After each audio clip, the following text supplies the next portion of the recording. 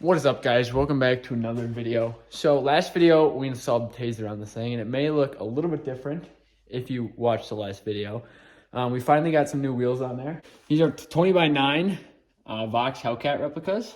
I got them in the bronze finish. I know it's kind of controversial. Some people do not like it, but I love this look. And obviously the car is absolutely filthy right now. As you can tell, I just drove it 3 hours in the salt. So now before we get started installing the rear door activation kit on this thing, wanted to quickly talk about the taser.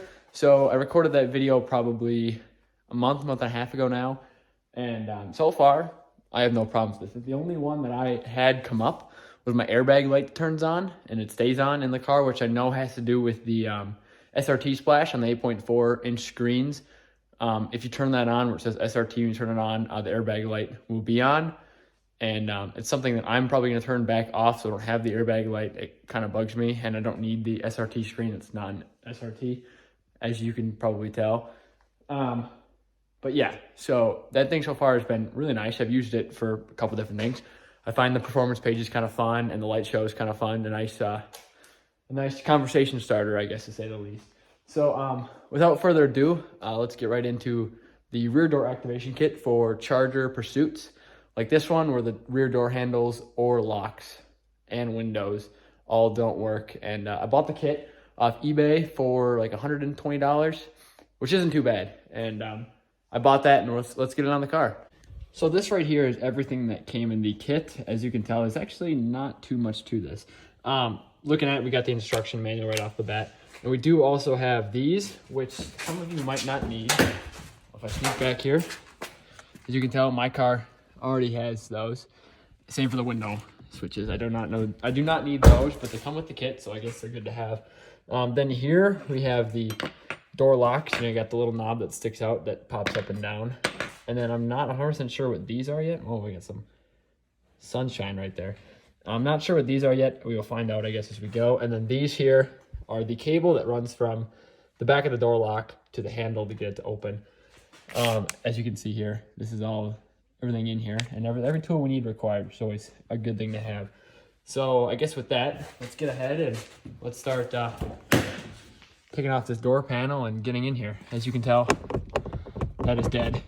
Obviously it's not going to work right now, but that's also dead. So we'll get that hooked up and we'll get these going. All right, so the first step in this process is going to be getting this door panel removed.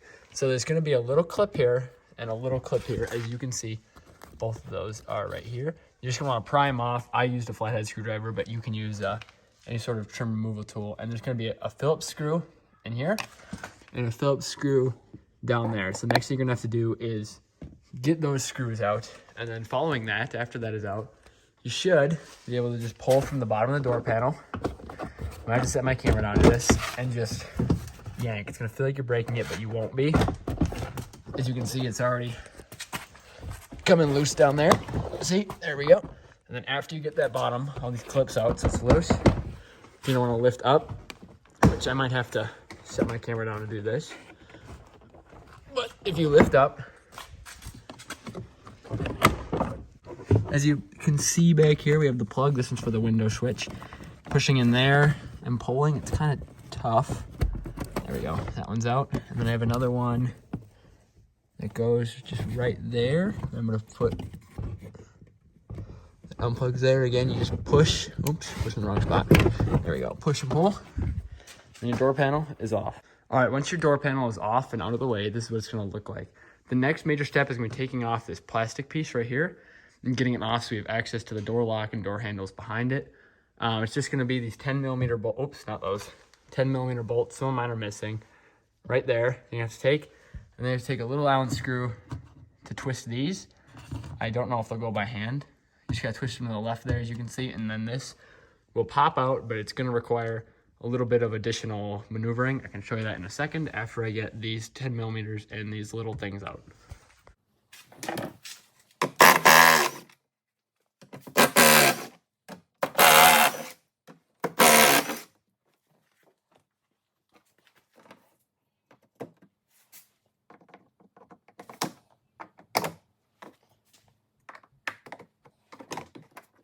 All right, so before I go to the next step, just watch, there's a little green one right here. That's kind of hidden out of the way. You won't notice it And then, yeah, some of them are green, some of them are yellow.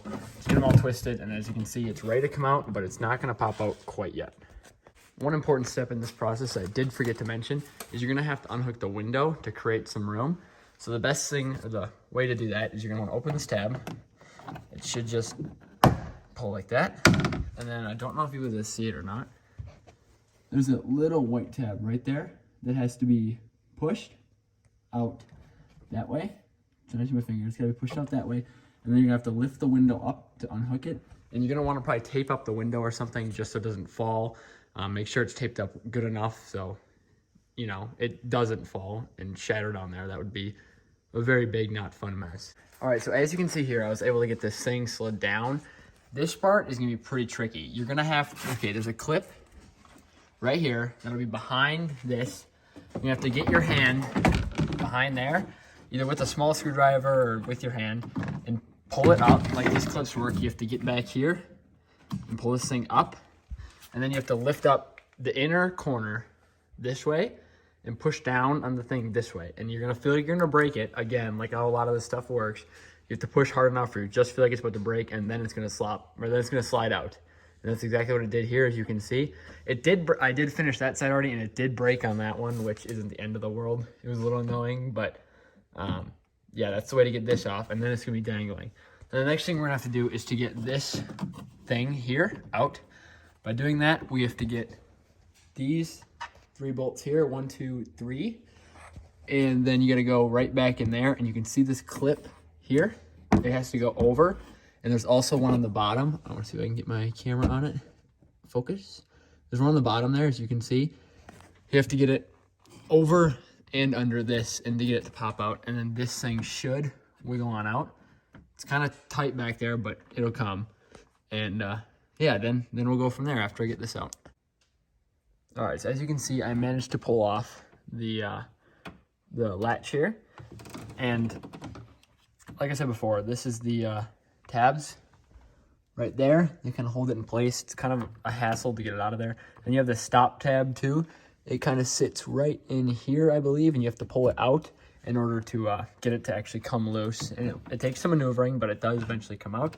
So the next thing we're gonna have to do is take off this white tab here to get access to the cables and stuff underneath, so we can add our locks and cable. And as you can see here along the edge, there is some black tabs right there that you have to push in, and the white top should come out. It's pretty dirty right now, but that should come out, and then we'll be able to see inside. So as you can see, with once those clips pop out, you have access to underneath here where all your cables and stuff kind of meet up in the door lock. As you can see here, this is the cable for the police cars that runs. If you don't know, it's a little secret. There's a knob on here on police cars, and you push or pull it when the passenger door or driver's side door is open to lock and unlock the door from outside the car. It's pretty convenient. I don't really use it, but I can see how cops would use it. Then with your kit, you should have this here, which is for the door handle, and you should have this, which is for the door lock. It's not really that dirty. What's on it? It's dirty. There we go.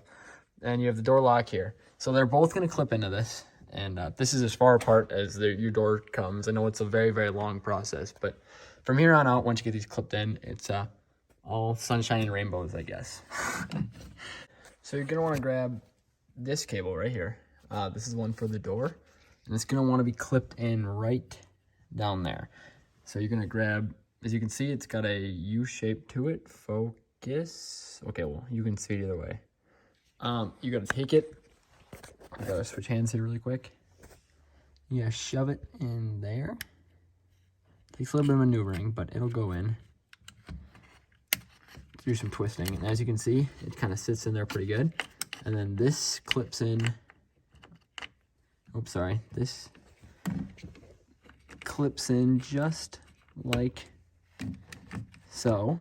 After you get this door handle clip in, next you go on to the lock. And the lock is kind of the same idea. There's a hole right there with the yellow ring around it, right there. You kind of got to maneuver it in there again. This one's a little bit tighter of a fit. And as you can see right there, that's it. And then it goes into this little rubber here, sits right in the middle. And that's it for the door lock. So from here on out, it's all going back together. As you can see here, the first thing you want to do is make sure you get this clip. You get it clipped back in, it's just gonna pop back in, as you can see here. And this will now kind of lock the door lock, or the door lock and the door handle in place, so they're not gonna be moving anywhere anytime soon. And then after you do that, this part I might have to set the phone down for, but you gotta maneuver it back up in its spot. It will be kind of a hassle getting it up there. Again, with the 2 little knobs sticking out and then the stopper thing, but it'll sit back in its place. You don't need to align or anything. You don't need to align the door handle, that is. It sits right back in the spot. And then you're gonna have to put these 3 bolts back in, and that part will be done. So, all right, so as you can see, with some tough maneuvering, I got it back in place. I have not put the screws in yet, but as you can see, the holes line up just fine. So I'm gonna get those screws in, and then the next step after that is gonna be get this plate to sit back on how it did before. You kind of got to maneuver it the exact opposite of the way we did. Not the exact opposite, sorry. You got to go up and then slide it down into place and then twist it to lock it in. Just be careful not to break this. It's pretty flimsy, as you can see. And like I said, I did break the one on the other side. So be careful. And then once you get that on, we'll get that bolted up and we'll move on to the next step. So one thing I did forget to mention, before you go bolting this up, you're going to have to peel off this thing here and this one here, in order to get the door lock and the door cable through. So before it's bolted up, you have to do, I gotta figure out where that stupid cable went. Where does it? That dang thing like disappeared on me. There it is, okay. Now like this cable, it's gonna go, oh shoot, I let go. This cable is gonna go through this hole on the side here. I'm just gonna push her through.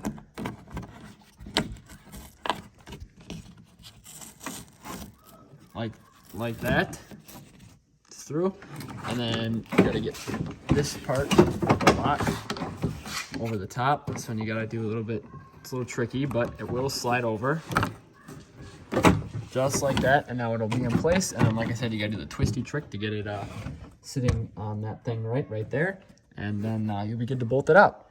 So before you go moving on to the door panel and the window and everything, you're gonna wanna make sure you have all these screws down tight, and then don't forget about these little tabs. Remember to twist them. I don't think it does that much, but I guess it's more of a safety thing, just to make sure nothing's getting loose and shaking it back here and anything.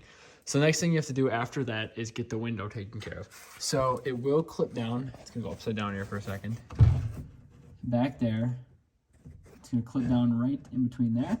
So what you're gonna wanna do is, I'm gonna reach my hand up here. I'm gonna set the phone down for this. I'm gonna have to reach my hand up, hold the window, untape it, let it down slowly, and it's gonna sit pretty much right in that little crevice that I had showed. And then after that, you're gonna fold this up and close it. This wire just kind of goes in this little pocket right here, and it should kind of, you got kind of got to push it in there, but it'll lock in place. And then we'll move on to the door panel. The window is now in its little pocket, so the next thing we're gonna have to do is get the door panel and put it over top. So the first thing that I choose to do, or that I would do, would be this, getting the door handle locked in place. And then there's a lot of little wires. There's this one that goes into the back of the door handle for light. And then there's another one here, which I believe is for the light at the bottom. As you can see, this little light here. And then make sure at the door lock, you get it up through the hole, the door lock hole, and try not to bend that, because it does kind of, you know, it needs to be moved a lot, and you don't want to bend that or break it. That would suck. I have to go through all this just to break it. So yes, like I said, the first thing you want to do is clip this into place. I'll show you how to do that. And then there's the plugs. There's also the window plug here. I don't know if I said that or not. Or for the window, what's it called? The window switch. So yes, the next thing we're going to do is that. Get it all buttoned up, and then we should be good to go. So this part is a very simple process. Instead of just using the one on the door panel, I just grabbed this loose one so I can show you. It's as simple as this slides right in there. So I can do this with one hand. I cannot. Use my knee. This goes in there. Push it down. Okay, never mind. This is really tough to do one-handed. Oh, give me a second. There we go. Now I got it. So you just simply push that thing in there. As you can see, the cord goes in that little pocket there, and then it's going to get twisted this way. And then you're going to want to clip it right between this here. Again, this is very tough to do one-handed. Clip it okay, never mind. The easier thing to do is pull it, slide it in there, and then push it through. It clips, and that's in. It's as easy as that. So pretend that the rest of the door panel is there, and that's that. So as you can tell, when I pull it, you can hear it trying at least. It's tough to do like this, but yeah, that works. All right, so as you can tell, I have everything loosely together. This door panel is, as you can see, nowhere near on. And I would recommend before you go buttoning everything up and getting this door panel back together, you just test to make sure everything works. Your window, your locks, and obviously the handle should work as long as you do that correctly. So with that, I know it works. I already checked these, but I would recommend that before you go any further, so you don't have to unbutton everything and do it all over again, that you just make sure everything works. So if you do everything correctly, as you see, ignore the really annoying noise. Window works, and my door now works, and the lock does too.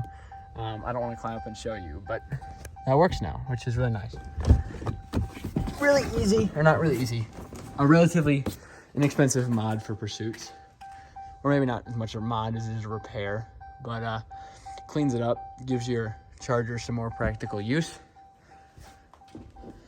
Very, as you can tell, very time consuming, lots of work put into it, but in the end it's worth it though. You have a charger that's less of a cop car, and I guess for most people that's what they want. So with that, I appreciate you watching, going on this journey with me. As you can see over here, we're working on the next video. This one will be a fun one. I'm excited for this one. So these will be going in my charger soon. As you can tell, my charger has the rear scat pack seats back here, and the front ones, as you can see here, are still cloth. So that'll be next week's video. I'm really excited to get those in the car. With that being said, thank you guys for watching. See you guys in the next one.